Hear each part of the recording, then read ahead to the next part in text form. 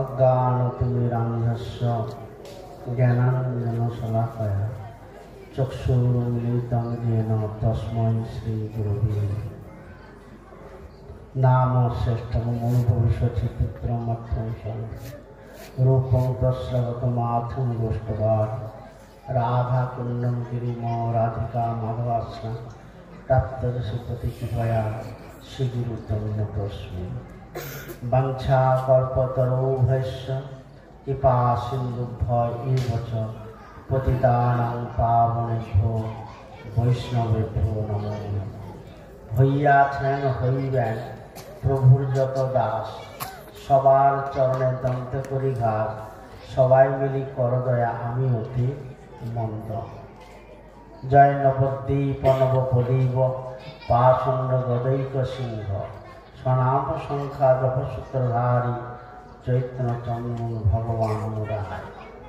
নারায়ণ নমস্কৃত্যং নরশ্চৈব নরোত্তমং देवी सरस्वती व्यासं ततो जयमुदीरये।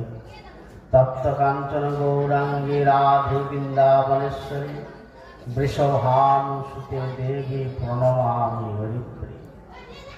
तमादिदेवं करुणानिधानं तमानं वरणं श्रीतवतारम् अपार संसार समुद्र सेतुं भजामो भागवत सर्वकम्।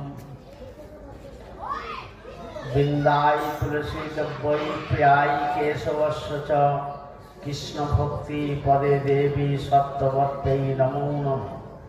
श्री कृष्ण चैतन्य प्रभु नित्यानंद श्री अद्वैत गदाधर शिवासादि श्री गौर भक्तवृंद। हरे कृष्ण कृष्ण कृष्ण हरे हरे, हरे राम राम राम हरे हरे। सर्वज्ञ असुदेव गुरुपाद पद्म जगत गुरु नित्यलीला पृष्ठ अष्टोत्तर शत श्रीश्वर भक्ति वेदांत शील बामन गोस्वामी महादेव चरण कमले मादिशमेर भक्तिपूर्ण साष्टांग दंडवत ज्ञापन करी। गौरीय शाश्वत रूपांग वैष्णवबृंदेर श्रीचरण कमले ए दासादामेर असंख्य कोटि दंड प्रणति प्रार्थना ज्ञापन करी। गौड़ी वेदांत समितिर बर्तमान आचार्यदेव परिव्राज आचार्यवर्य अष्टोत्तर शत श्रीश्रीमान भक्ति वेदांत शील पद्मनाभ गोस्वामी महादेव श्री चरण कमले दंडवत प्रणति ज्ञापन करी। मंचस्थ सन्यासी बृंद ब्रह्मचारी बृंदे श्री चरण कमले दंडवत प्रणति जानाय। हरिकथा श्रवण पिपासु भक्तदेव चरणे भक्तिमती मातृबृंदार चरणे यथायोग्य प्रणाम निवेदन करी एवं निताई गौर कमिटी सदस्यबृंद आंतरिक प्रीति शुभेच्छा ज्ञापन करी। प्रति बछर ना ए बछरो निताई गौर कमिटिर आह्वाने गौर वेदांत समितिर समस्त सन्यासी ब्रह्मचारी बृंद उपस्थित हয়েছেন। आजकेर आलोचना विषय सनातन धर्म। महाराज बोलें सनातन धर्म सम्बन्धे आलोचना करते। सनातन जा नित्य शाश्वत सनातन अखंड तत्व अव्यक्त तत्व अविचल शक्तिर आधार असमर्थ तत्व सेटा हच्छे सनातन। এই সনাতন সম্বন্ধে ব্যাখ্যা করতে গেলে প্রথমে আপনাকে চিন্তা করতে হবে, বস্তুর নির্দেশ নিতে হবে। মঙ্গলাচরণ তিন প্রকার আছে, বস্তুর নির্দেশ, প্রণাম, অনুগ্রহ। বুঝেছেন না বুঝেন নাই? বুঝছেন? বস্তুর নির্দেশ কি? কাকে প্রণাম করবেন, কার আরাধনা করবেন, কার ধ্যান করবেন, কাকে ডাকবেন, এটা হচ্ছে বস্তুর নির্দেশ। অনেক ঠাকুর আছে হিন্দুদের ৩৩ কোটি দেবতা এবং স্বয়ং কৃষ্ণ আছেন এবং মহাপ্রভু আছে, নিত্যানন্দ অদ্বৈত প্রভু আছেন, সবাই রয়েছেন এখানে। কাকে প্রণাম করবেন? চতুর্থ স্কন্ধ ভাগবতে বর্ণনা করেছেন সেখানে বেদব্যাস। এক সময় দেবতাগণ তারা যজ্ঞ করছেন, যজ্ঞ ভূমিতে 33 কোটি দেবতা উপস্থিত, এবং স্বয়ং ভগবানও গেছেন কৃষ্ণচন্দ্র। পরম বৈষ্ণব শিব ঠাকুর উপস্থিত হয়েছেন, শিব ঠাকুরের শ্বশুর মশাই উপস্থিত হয়েছেন, দক্ষ প্রজাপতি। ভগবান শিব ঠাকুর চিন্তা করছেন কাকে প্রণাম করব, কাকে প্রণাম করলে সব প্রণাম হয়ে যাবে, চিন্তা করছেন তিনি। উঁচু করে দেখছেন কে কে আসছে দেখি, বহু শ্রোতাবৃন্দ তো, এই জন্য শিব ঠাকুর ঘাড় উঁচু করে দেখতেছেন কে কে আসে দেখি। ও স্বয়ং তো কৃষ্ণ এসে গেছেন, আবার শ্বশুর মশাই এসে গেছে। আমার মহাবিভ্রান্তের মধ্যে পড়ছেন, কাকে প্রণাম করব। বস্তু নির্দেশ মঙ্গলাচরণ প্রথম। সেই যে বৈষ্ণব ঠাকুর তিনি কৃষ্ণচন্দ্রকে সাষ্টাঙ্গে প্রণাম করলেন। এটা হচ্ছে সনাতন ধর্ম। কি বোঝা যাচ্ছে না? এটা কি আছে আপনাদের মধ্যে? এটা নেই, অভাব আছে। বিশ্বাস করতে পারছেন না কৃষ্ণ যে অবশ্যই রক্ষা করবেন, এটার উপরে নির্ভরশীল নয় আমরা। যার জন্য এদিকে ওদিকে হেলে দুলে যাচ্ছেন, যেখানে লাগে লাগে যাই মেরে দিলাম একটা, নাকি বুঝেন? এইভাবে তো সনাতন ধর্মকে রক্ষা করা যায় না, তাই না? বলুন আপনার একটা কাঠবিড়ালি তিনি সনাতন ধর্ম যাজন করতে চাচ্ছেন, সেখানে তাকে উপেক্ষা করছে কে? বানর সৈন্যগণ উপেক্ষা করছে, তাকে তাড়িয়ে দিচ্ছেন সেখান থেকে। আর সেই কাঠবিড়ালি গিয়ে ভগবানের কাছে প্রার্থনা করছেন, স্বয়ং রামচন্দ্রের কাছে প্রার্থনা করছেন, কাঁদছেন, ক্রন্দন করছেন। ভগবান তার গায়ে হাত বুলাচ্ছেন, বলছেন নিহম বিক্রম শাস্ত্র কর্তব্যায় সর্বপাস্য মহত ভয়ার। অল্প পরিমাণে সনাতন ধর্মকে যদি যাজন করে কর্তব্যায় মানে সেটা নষ্ট হয় না, জমা থাকে। কাঠবিড়াল শত শতবার নোনাজলে স্নান করছেন, আর শত শতবার তিনি ওই ডাঙ্গায় গড়াগড়ি দিচ্ছেন, আর ওই ধুলোগুলো নিয়ে দিচ্ছেন। কেন? ভগবান রামচন্দ্র যাবেন। কোথায় যাবেন? হ্যাঁ, ব্রিজ হচ্ছে, সেতু হচ্ছে, ভগবান যাবেন লঙ্কা ব্রিজে। সনাতন ধর্ম অল্প পরিমাণে করেন কি আপনারা? মোটেই না, একদম না। আর যদিও করেন কামনা বাসনা আছে। এখানে কি বলে কাঠবিড়ালে কোনো কামনা বাসনা ছিল না, নিষ্কাম ভাবে সেবা করছেন। আমাদের কামনা বাসনা পরিপূর্ণ, এই যার জন্য সনাতন ধর্মটা আমরা নিজেরাই নষ্ট করতেছি। একটু গালাগালি দিব নাকি? অসন্তুষ্ট হবেন না, আমাকে আবার গালাগালি দিবেন না। আমার এই সনাতন ধর্মের লোকরা কেমন জানেন?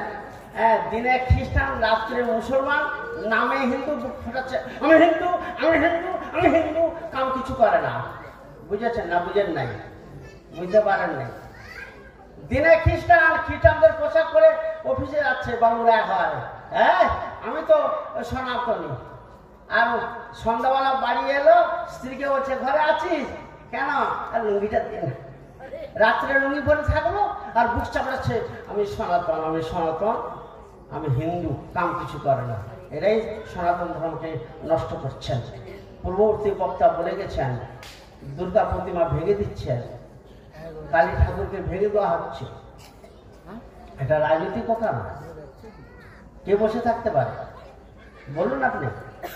এখানে যে আপনারা এত সুন্দর আয়োজন করছেন ভগবানের কথা, এগুলো কিন্তু পুড়িয়ে দেয়, ছাই করে দেয়, নষ্ট করে দেয়, এটা কি সহ্য হবে? আপনারা বলুন না, সহ্য হবে?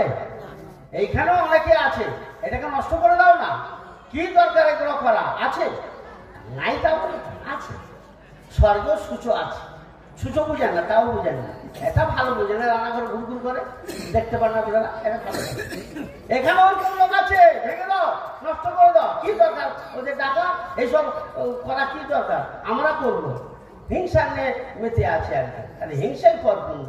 তারা নিজেরা কোনো চেষ্টা করে না যে গুরু বৈষ্ণবকে নিয়েছে একটু হরিকথা শুনবো, আত্মকল্যাণ করবো, সনাতন কথা শুনে নিজেকে যাতে মঙ্গল হয় এই চিন্তা ভাবনা তারা করে না। সেখানে বলছেন, ভগবান বলছেন যে কি বলছেন জানেন, আচ্ছাদিত চেতন। শুনেছেন না? শুনেননি? আচ্ছাদিত চেতন কাকে বলে?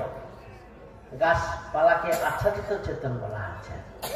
এর দ্বারা কৃষ্ণ ভজন হবে না, এর দ্বারা কথাবার্তা লেনদেন হবে না, ভালো কর্ম শুভ কর্ম দ্বারা হবে না, এটাকে পরিত্যাগ করলেন।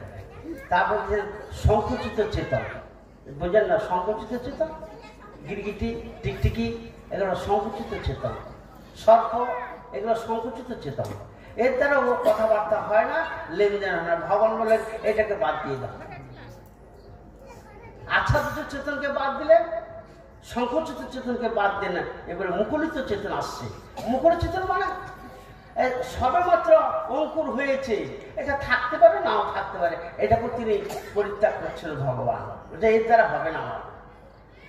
আর বিকশিত চেতন মনুষ্য ধর্ম ধারণ করেছে কিন্তু হরিভজন করে না, এর সঙ্গে কোনো কথা বলা যাচ্ছে না, এর সঙ্গে কোনো লেনদেন হচ্ছে না, সুখ দুঃখের কোনো কথা নেই।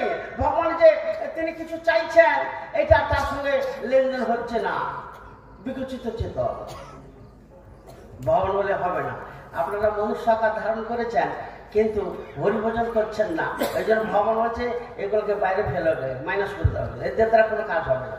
এরা শুধু খায় আর ঘুরে বেড়া, এই তো কথা। কার পিছনে কাঠি মারে শুধু। গৃহ মেধি, গৃহ ব্রত একই শব্দ, সমালোচনার পাত্র, নিন্দার পাত্র। গৃহ ছাড়া কিছু বুঝে না, এমনও ব্যক্তি আছেন। এই জন্য ভগবান বলেন এর দ্বারা তো কোনো কাজ হবে না, এ যদি খায় আর ঘুমে বেড়া খালি নিন্দা বন্ধ করে।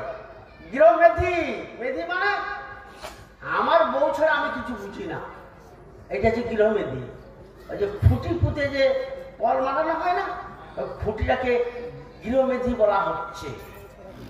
অনেক বাবারা আছে মা ছাড়া কিছুই বুঝে না, আর অনেক মা আছে বাবা ছাড়া কিছুই বুঝে না, গৃহমেধি, সমালোচনার পাত্র। আমি পূর্বে বলছি এদের দ্বারা লেনদেন হয় না। ভগবানের চিন্তা হলে এগুলোকে রাখা না রাখাই সমান, এগুলো জঞ্জাল। এগুলো সব এরা জগতের জঞ্জাল হয়ে দাঁড়িয়েছে। না করে দেশের সেবা, না করে মা বাবার সেবা, না করে ভগবত সেবা, কোনোটাই করে না। এরা কি করবেন? এর জন্য পূর্ণ বিকশিত চেতনের মাধ্যমে এসছেন। পূর্ণ বিকশিত চেতন মানে কি? জ্ঞান, বুদ্ধি, বিবেক, বিবেচনা, ভালো মন্দ বিচার করে চলে, তার সঙ্গে লেনদেন হচ্ছে। এই গোবিন্দ সঙ্গে কথা হচ্ছে, এই তুমি আমার এই রুটিতে লবণ দাও না কেন? লবণ না আনলে খাওয়া যায়? পূর্ণ বিকশিত চেতন সনাতন গোস্বামীকে বলছেন, এই গোপাল, যে গোপাল নিয়ে আপনারা এতক্ষণ আরতি করছেন, ভোগ লাগাচ্ছেন, তুমি লবণ দিতে পারো না? দেখো, তুমি যদি লবণ চাইবে, কালকে মাখন চাইবে, মিশ্রি চাইবে, এটা ওটা চাইবে, আমি তো দিতে পারবো না। আমি তো গাছতলায় থাকি, কখনো চানা কখনো মানা, আমি দিতে পারবো না। ভালো লাগে সেবা করো, ভোটে দাও, সনাতন ধর্ম বস্তুর নির্দেশ। তখন অনুগ্রহ হচ্ছে, পূর্ণ বিকশিত চেতন, কথাবার্তা হচ্ছে। আমি সাক্ষী দিতে যাব, আমার জন্য 100 চাল রান্না করো, বলে দিচ্ছে গোপাল। হ্যাঁ হ্যাঁ, অনেক দূর, কোথায় বৃন্দাবন, কোথায় উড়িষ্যা, বিদ্যানগরে সাক্ষী দিতে যাব, খিদে লাগবে না? ভাগবত পরিষ্কার বলে দিচ্ছেন, 100 চাল রান্না করো, সেবা করে যাব। সনাতন ধর্ম, সনাতনী ভাষ্য, সনাতনী যা নিত্য শাশ্বত সনাতন। 100 রান্না করলেন আর যাচ্ছেন, কথোপকথন হচ্ছে, প্রভু আপনি যে যাবেন বুঝবো কি করে? কেন? তুমি আমার নপুরের ধ্বনি শুনতে পারো। বলেনি? কি কথা বলেনি? সনাতন ধর্ম উদ্দিষ্ট জাগ্রত প্রাপ্য বরানো নিবসতে খুলস্ব ধারায়া নিশ্চিতা দুর্গম পথস্থ কবৌ বদন্তি। কঠোপনিষদ স্বরূপ, উঠো, জাগো, আর ঘুমে থাকলে হবে না, সময় নাই, এসে গেছে কাল, কাল এসে গেছে। আপনি এখনো ঘুমাচ্ছেন কেন? জীব জাগো, জীব জাগো, গোড়া টানো বলে কত নিদ্রা যাও মায়া। কি ও এটা মুখস্থ আছে, কাজের ভালো নেই, লোক শুয়ে পড়িয়েছে, মহারাজ হয়ে গেছে, শুয়ে পড়ে আছে। মুখস্থ ঠিক আছে, মুখস্থ করলে হবে না, কাজে লাগাতে হবে। আমার বাড়িতে গীতা আছে জানেন, কি করেন? প্রতিদিন জল দিই, জল দিয়ে দিয়ে পাতা সব হয়ে গেল, কিন্তু একটা বাণী তার মুখস্থ নাই আর আচরণ নাই। আমি গীতা সেবা করি, ও কি সেবা ভগবান জানেন, আপনি জানেন কি, হ্যাঁ কি নাকি? তাহলে জল দিয়ে দিয়ে গীতা সব শেষ, আবার নতুন গীতা নিয়ে আসে। জল দিবেন না একটু পড়ে নিজের জীবনে আচরণ করবেন, কোনটা? বিধিবিধান যদি না মানেন, স্মৃতি স্মৃতি পঞ্চরাত্রি বিধিবি না, ঐকান্তিক হরিভক্তি কি উৎপাতে কল্পতে। যারা শাস্ত্র মানে না, তাদের উৎপাতের কারণ হয়ে দাঁড়ায়, নিজের খামখেয়ালি ভাবে চলে, তারা সনাতন ধর্ম মানে না। তারা সনাতন ধর্ম থেকে অনেক দূরে আছে, অনেক। সেটা আছে আত্মধর্ম। নচিকেতা যমরাজকে প্রশ্ন রেখেছিলেন, আত্মধর্ম কি? এটাই সনাতন ধর্ম। আপনারা ভাবুন, অনেকে বলে যে সনাতন, মুসলমান, খ্রিস্টান, এই যে বিচারগুলো, এই বিচারটা এখানে চলবে না। যদি সনাতন ধর্ম বলতে লাগে, কাকে বলবেন? আত্মধর্মকে বলতে হবে। কেন বলুন তো? আত্মা তো সবার হৃদয়ের মধ্যে আছে, মুসলমান হৃদয়ের মধ্যে নেই, না থাকলে যে বাঁচতে পারে কি করে? কি ভুল বলছি নাকি? যারা খ্রিস্টান ধর্ম অবলম্বন করছেন, সেখানে আত্মা প্রবেশ করে রয়েছে। যেখানে সনাতন ধর্ম বলে আমরা বিচার করছি, জাহির করছি, বসে করছি, ওখানে ওই আত্মধর্ম আছে। কেন? আত্মা না থাকলেও ওই জীব বাঁচতে পারে না। অতএব এইটাকে বলা হচ্ছে জীব জৈব ধর্ম, নিত্য ধর্ম, সনাতন ধর্ম, অখণ্ড তত্ত্ব, এটাকে বলা হচ্ছে। তারপরে চিন্তা ভাবনা করতে হবে, এর কল্যাণ কিসে হবে, এর মঙ্গল কিসে হবে। দেহটা অনিত্য, মনটা অনিত্য, মনটা জড়, দেহটা জড়, আত্মাটা নিত্য, শাশ্বত, সনাতন। এর উপরে ডিপেন্ড করছে আগামী জন্মটা। ইনি কি করছেন না করছেন এই চিন্তা রাখতে হবে। সনাতন মানে আত্মধর্মের কথা বলছেন। ভক্তিমূল ঠাকুর সেখানে বলছেন যে জৈব ধর্মের কথা বলছে, মানে জীবের হৃদয়ে থাকে, একই না? চৈতন্য মহাপ্রভু যখন ঝাড়খণ্ডের পথে যাচ্ছেন, কি নিয়ে যাচ্ছেন? মহামন্ত্র কীর্তন করতে করতে যাচ্ছেন, তাই না? সমস্ত হিংস্র প্রাণী এসে আলিঙ্গন করছেন সনাতন ধর্মের মূল পরিকাষ্ঠা। বুঝেন নাই? বলছেন না? এইটাকে বলা হচ্ছে সনাতন ধর্ম। আর এই সনাতন ধর্ম পুষ্টি হবে কি করে, বৃদ্ধি পাবে কি করে, এবং তাকে শান্তি রাখবো কি করে, এইটার মাথায় রাখতে হবে। বর্তমান সমাজের ন্যায় যেটা নিতাই গুরু কমিটির মধ্যে আছে, এরা আমি দেখেছি অন্য কোনো গান বাজনা, যাত্রা, থিয়েটার, হাঙ্গামা রাখে না। এরা শুদ্ধ বৈষ্ণবের দ্বারা এইটা আরম্ভ করে, এইটা আবার সমাপ্ত করে। এই জন্য এদের কাছে আমরা খুব ভালো লাগে। অন্যান্য দেখবে কথা যদি অনুষ্ঠান করে, ওই যে গতকাল আমি যে গেছিলাম সবঙ্গে, পাড়া কীর্তন ডাকছে, পাড়া কীর্তন হবে, মেয়েরা নাচবে, কীর্তন করে ভালো লাগবে। এই পাঠের শেষে আবার রাখছে তারা পাড়া কীর্তন। যেটুকু ভাগবত শ্রবণ করে যে পূর্ণ স্বীকৃতি অর্জন করছিল, ওই পালা কীর্তন শ্রবণ করে সব নষ্ট হয়ে গেল, ধৌত হয়ে গেল একেবারে। এগুলা করা যাবে না, এটা সনাতন ধর্মের নিয়ম নয়। যার জন্য তো আসলে মানুষ লোকরঞ্জন, মনোরঞ্জনে ব্যস্ত, কিন্তু আত্মধর্ম কিসে মঙ্গল হবে, কিসের কল্যাণ হবে, হিত হবে, এইটাই তারা জানে না। এই জন্য তো গুরু বৈষ্ণবকে লাগে, তাদের আসতে হয়, তাদের বাড়িতে টানতে হয়। একটু চরণগুলি যদি পড়ে, তাদের কোনো বাস্তুতে কোনো জায়গায় মঙ্গল হয়ে যায়। কি মঙ্গল? আত্মার কল্যাণ, আত্মা কল্যাণ। চতুর্শঙ্কের নাম শুনেছেন? সনক, সনন্দ, সনাতন, সনত কুমার শুনেছেন? শোনেননি? ব্রহ্মার মানস, তার মানসপুত্র। বাবা, আপনি আমাদের সৃষ্টি কেন করেছেন? বলে তোমরা প্রজা সৃষ্টি করো, সৃষ্টির কাজে নেমে যাও। বলে বাবা, এ তো আমাদের পক্ষে সম্ভব না, এ তো বিশাল কাজ, এ আমাদের দ্বারা হবে না, না আমার পারবো না, পারবো না আমরা। তার তোরা কি করবি? তোরা যদি সৃষ্টি কার্য যদি না করতে পারি, তোরা কি করবি? তোদের যে নিয়ে এলাম জগতে কি করার জন্য? বলছেন বাবা, আসন্ন ঘোর কলিকাল আসছে, আমরা একটু আরাধনা করব যাতে ঘোর কলিকাল আমাদের মধ্যে প্রবেশ করতে না পারে, যেখানে মৃত্যু প্রবেশ করতে পারে না, যেখানে আধ্যাত্মিক আদিদৌমিক আদিভৌতিক প্রবেশ করতে পারে না, যেখানে রাজসিক তামসিক সাত্বিক যেখানে নেই, এমন একটা স্থান নির্ণয় করুন সেখানে আমরা ভগবানের আরাধনা করব। সনাতন ধর্ম। ব্রহ্মার টেনশন বেড়ে গেছে, আরে আমার বেটাগুলা কি কয় রে, আরে টেনশন মানে বুঝেন তো, তাও বুঝেন। এইবারে ব্রহ্মা চিন্তা করে তো আমার পক্ষে তো সমাধান হবে না। ব্রহ্মা 4 জন পুত্রকে সঙ্গে নিয়ে গেলেন কার কাছে? গৌরপতি শ্রীকৃষ্ণের কাছে গেলেন।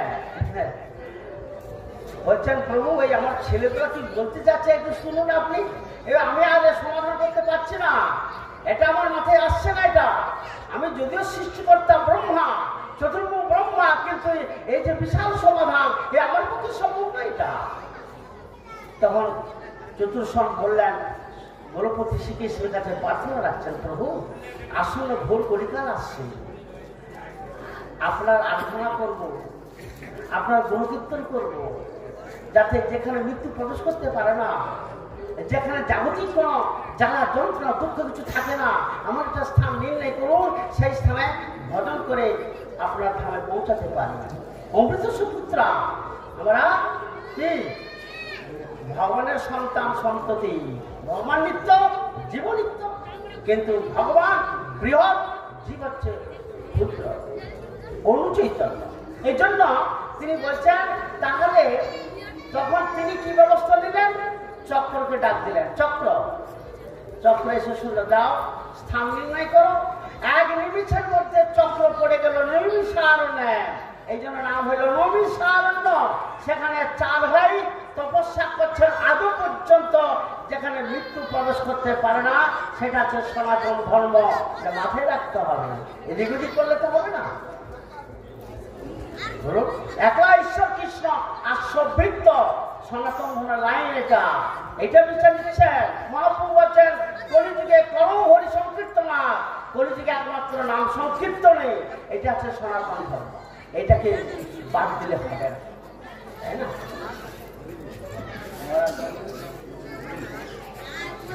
বলুন বলতে যাও, আরো অনেক বক্তা আছে, বলে যাবো না। আপনি বলুন, একটু বলুন। আমার হয়ে আমার ঠান্ডাটা কিছু নাই, ঠান্ডাটা ভালোই আছে। হ্যাঁ, নিতাই প্রভু আমাদের খঞ্চি প্রভু বসে আছেন, জাপটিমের বসে আছে, এমন দিবে ভাবতে পারবেন না। এই আর বুঝছেন না, সিনিয়র বৈষ্ণব সনাতন ধর্ম যেখানে যাবেন না কেন, সনাতনে পুষ্টি কিসে হবে? সবাই পুংসাং পরধর্ম যত ভক্ত অধিক হচ্ছে অহেতুক প্রতি আত্মা যত্মা প্রসিদ্ধতি। যে অনুষ্ঠান করলে আত্মার কল্যাণ হয়, যে অনুষ্ঠান করলে আত্মার হিত হয়, আত্মার মঙ্গল হয়, তুমি সেই অনুষ্ঠান করো। এটা আত্মার খাদ্য। দেহের খাদ্য চাই না মনের খাদ্য চাই না আত্মার খাদ্য চান? কোনটা? আত্মার খাদ্য হচ্ছে কি? হচ্ছে প্রসাদ পাওয়া হলে বহু লোক আর প্যান্ডেলের লোক নেই, কি ব্যাপার? আত্মা খাদ্য হচ্ছে এটা। হ্যাঁ, রান্না হচ্ছে এখানে ছুট মারতেছে গেলে বারবার এদিকে। হ্যাঁ, আত্মধর্ম প্রসাদে মঙ্গল হয়, হরিকথাতে শ্রবণ কীর্তনের দ্বারা হয়। আত্মধর্ম শ্রবণ করতে হবে, কীর্তন করতে হবে। তুলসী কাছে জল, তুলসী পরিক্রমা, গীতা ভাগবত শ্রবণ করবেন, পঠন করবেন, তুলসী দিবেন, পরিক্রমা করবেন, নাম সংখ্যা বানাবেন যদি আত্মার কল্যাণ চান। নাম সংখ্যা, দেহের কল্যাণ দরকার নাই, মনের কল্যাণ দরকার নাই, কি আত্মা কল্যাণ চাই, যেটা নিত্য শাশ্বত সনাতন। এইটার কথা বলতে চাইছেন। গৌড়ের যে 3 ঠাকুর কি? হ্যাঁ, রাধা মদন মোহন, রাধা গোবিন্দ, রাধা গোপীনাথ, এই 3 ঠাকুরের সেবা যারা করে তারা সনাতনী, তারা সনাতনী। এদের চিন্তা থাকে না, ভয় থাকে না। 64 মহান্ত দাদুর গোপাল, দাদুর মহাজন, ছয় চক্রবর্তী, এনারা অনর্গল ওই নিয়ে সেবা করছেন। কি করবেন? অমৃত মহারাজ নবোদা ভক্তির দ্বারা দেখে গেছেন সনাতন ধর্ম কাকে বলে। কথা বলার সময় নেই। 9 প্রকার ভক্তির মাধ্যমে তিনি গোবিন্দের সেবা করছেন, বসে করছেন তিনি। এই সেবা থেকে বঞ্চিত হলে হবে না তো। যে যেমন পারেন সেইভাবে সেবা করেন, ভগবানের সেবা। সেটা তো হচ্ছে না। সাধুগণ, পূর্ববর্তী বক্তা বলেছেন না, সাধু তার নিজেদের চিন্তা করে না, করে কি? আপনারা নিজের চিন্তা করেন কেন? ফ্যামিলি ম্যানের চিন্তা করেন। আমার ছেলে মেয়ে করে 5 জন, 5 জনের চিন্তা করছেন, দুধে ভাতে তারা মানুষ। আর সাধুরা কি করতেছে? ও দুধ ভাত ছেড়ে দিয়ে ওই ঠান্ডায় গলিতে গলিতে, আনাচে কানাচে গলিতে সর্বত্রে তারা সনাতন ধর্ম প্রচার করছেন, যাতে প্রকৃত মঙ্গল চায়। আপনারা এটা চান না। সাধুদের বেশি পরিশ্রম হয়, বেশি কষ্ট হয়। দেখেন না প্রভুরা কিরকম নগর কীর্তন করছে, নাচছে কিরকম, তাই না? কি হরিনাম সংকীর্তনে যে পরিশ্রম একমাত্র গোড়ারাই জানে, অন্য কেউ জানে না। ভগবান কিভাবে নৃত্য করছেন, আগামীকাল নগর সংকীর্তন আছে, কিন্তু আপনারা নিশ্চিন্তে বসে আছেন। এই জন্য বলছি উঠু, একটু জাগুন। সনাতন ধর্ম যাতে মঙ্গল হয়, যাতে তাদের কল্যাণ হয়, এই চিন্তাটা রাখতে হবে। বেদব্যাস যখন অষ্টাদশ পুরাণ রচনা করলেন, তিনি শান্তি পাচ্ছিলেন না। কেন? সনাতন ধর্ম থেকে একটু বাইরে বেরিয়ে গিয়েছিলেন, একটু লাঞ্ছিত হয়ে গেছিলেন। একটু অভিনয় করছেন, শিক্ষা দিচ্ছেন জগন্নাথ থেকে। দেবর্ষী নাথ এসে গেলেন, বললেন প্রভু এটা তো ঠিক হচ্ছে না, এটা কোথায় একটু ভুলভ্রান্তির মধ্যে আমরা থেকে যাচ্ছি। কি না, জগতের পিতা কৃষ্ণ যে নাম বটে বাপ, পিতৃদেবীর পাতকি জন্মে জন্মে তাপ সনাতন। জগতের পিতা একমাত্র কৃষ্ণ, তিনি একমাত্র সনাতন। আর তাঁরই তো চিন্তাধারা, তারই সেবা, তারই যাতে আমাদের সেবা করতে পারি, এইটাই মাথায় রেখে আমাদের এগোতে হবে। এটি তো আমরা পিছিয়ে যাচ্ছি। বর্তমান সমাজের মানুষের দুর্গতি এত কেন? এই আত্মাধীনতা করে মুছে দিতে চাইছেন তারা, বুঝেছেন না? মুছে দিতে চাইছে তারা, খালি ল্যালাপ্পা নিয়ে ব্যস্ত একেবারে, যেটাতে কোনোদিন কল্যাণ হবে না, মঙ্গল হবে না, ওই নিয়ে ব্যস্ত একেবারে। কি করবে না বলুন, এটা কিছু করার নাই। এই দেখবেন, এই যে হরি কথা না, 2-5 বছর পরে এটা বন্ধ হয়ে যাবে, আর পাবেন না। ওই মহারাজের ডাকলে আর পাবেন না, আর কোথাও থাকবে না, এটা আমাদেরও পাবেন না। কেন বলুন তো? তখন তো ওই সদ্ভাবনা থাকবে না। এই হাঙ্গামা নিয়ে, ওই এটা নিয়ে সেটা নিয়ে, এইরকম যাতে ওই নিয়ে তারা মনোরঞ্জন, ওই নিয়ে ব্যস্ত থাকবে। কিন্তু এটা প্রকৃত বুদ্ধিমানের কথা নয়, তো এটা বিচক্ষণ ব্যক্তির কথা নয়, এটা ধৃষ্টতা মাত্র, বুঝছেন? অজ্ঞ ব্যক্তির এটা পরিচয়। এটা এইটা নিয়ে টানাটানি করলে হবে। এখানে প্রসাদের ব্যবস্থা আছে, প্রসাদও আত্মকল্যাণ হয়। কিন্তু আত্মকল্যাণ হয় জানেন, এটা শুনে নেন। উপাখ্যান এটা বেশি সময় নেওয়া যাবে না, অনেক বক্তা আছে। অভিরাম ঠাকুরের একটা বিড়াল ছিল জানেন? অভিরাম ঠাকুর জানেন? দাদন মহাজন একজন অভিরাম ঠাকুর, যিনি শুভর সখা ছিলেন কৃষ্ণলীলা, তার একটা পুষা বিড়াল ছিল। তিনি তো ওই গোপীনাথের সেবা করছেন খানাকুল গ্রামে, তার শ্রীপা, হুগলি জেলার অন্তর্গত খানাকুল গ্রামে তার শ্রীপা। সেখানে রাধা গোবিন্দের, গোপীনাথের তিনি সেবা করতেন। তার সেবিত বিগ্রহের নাম হচ্ছে গোপীনাথ। এক সময় তো তিনি বৃদ্ধ হয়ে গেছেন, রান্না করতে পারছেন না। কি করে? মধ্য বয়স্ক মাতাজিকে দীক্ষা দিয়ে রান্নার ব্যবস্থা রাখছেন তিনি। বলে, তুমি রান্না করো, আমি ভোগটা দিয়ে দেবো, তোমাকে ঠাকুরের ভোগা যাবে না, রান্নাটা করো। তাই সে মাতাজি রান্না করে। আর খানাকুল গ্রামের লোকেরা নিন্দা করতে শুরু করেছে। আজকে তো কথা বলতে ট্যাক্স লাগে না, জানেন না? এখানেও ওরকম লোক আছে, কত লোক আছে তার ঠিক নেই, ফুসফুস করতেছে, কাছে আসতে পারছে না। কাছে গেলে যে দাঁত ভুলে দেবো একেবারে, ফুসফুস করতেছে, আছে এখানে অনেক লোক আছে। কথা বলছি যে কি বলতে জানেন? বাবাজি বুড়া হয়েছে, ভীমরতি ধরেছে, বুঝতে পারছেন? মাতাজি রাখছে। কথাটা অভিরাম ঠাকুরের কর্ণে এলো। অভিরাম ঠাকুর কাকে জানাবেন?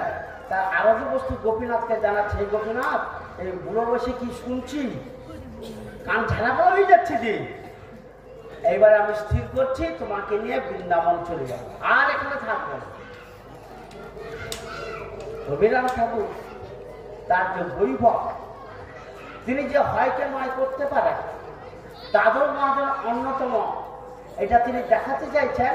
ওই যে একটা বকুল গাছ ছিল মন্দিরের সামনে, জানেন, সে বকুল গাছ থেকে নিজে তুলে বংশীধ্বনি করছেন, যেটা 32 জন তুলতে পারে না, সেই বকুল গাছটা তিনি নিজেই তুলে বংশীধ্বনি করছেন।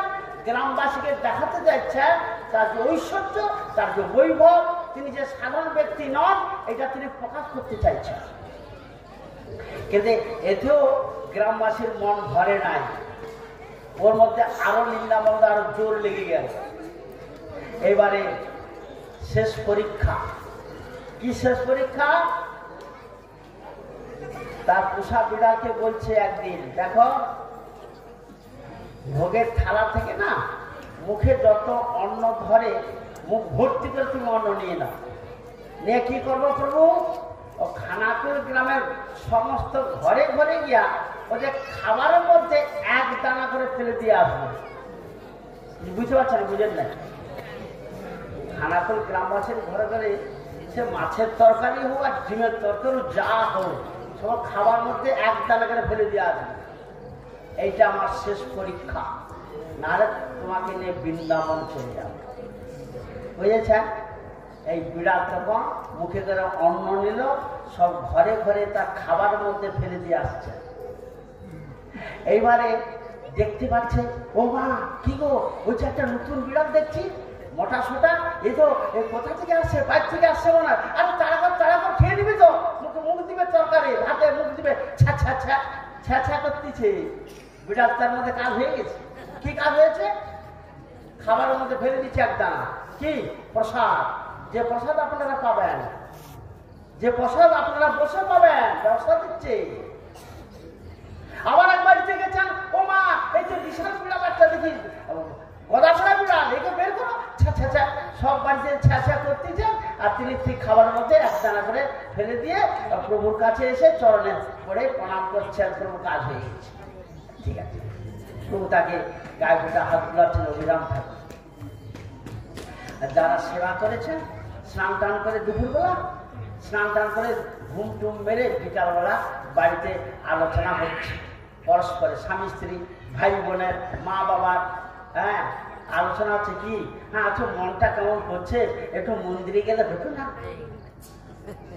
পাশে একজন বলছে, আজকে সকালবেলা বাবাজির পিন্ডি চটকাচ্ছিলি, আবার যাবি কি করে, কোন লজ্জে যাবি, মুখ আছে তোদের না? মনটা কেমন করতেছে, এসে যেতে ইচ্ছে করছে। কি হলো? এত পরিবর্তন কিসে? এত পরিবর্তন কিসে? আত্মার করলাম পবিত্র হয়ে যাচ্ছে, শুদ্ধ হচ্ছে। শুধু পবিত্র ভুল হবে, অতি পবিত্র, অতি বিশুদ্ধ হয়ে যাচ্ছে জীবাত্মা। ও সবাই সন্ধ্যাবেলা ওই অভিরাম ঠাকুর আরতি করছেন, ওখানে পৌঁছে গেছে সবাই। আরতি পরিক্রমা হলো, যেমন আপনারা করলেন।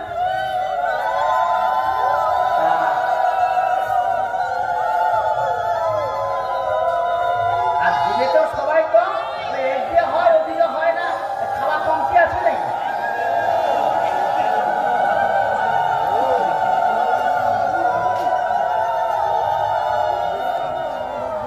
এবারে অভিরাম ঠাকুর বলছেন, আমি আগামীকাল আমার গোপীনাথকে নিয়ে আমি বৃন্দাবন চলে যাব।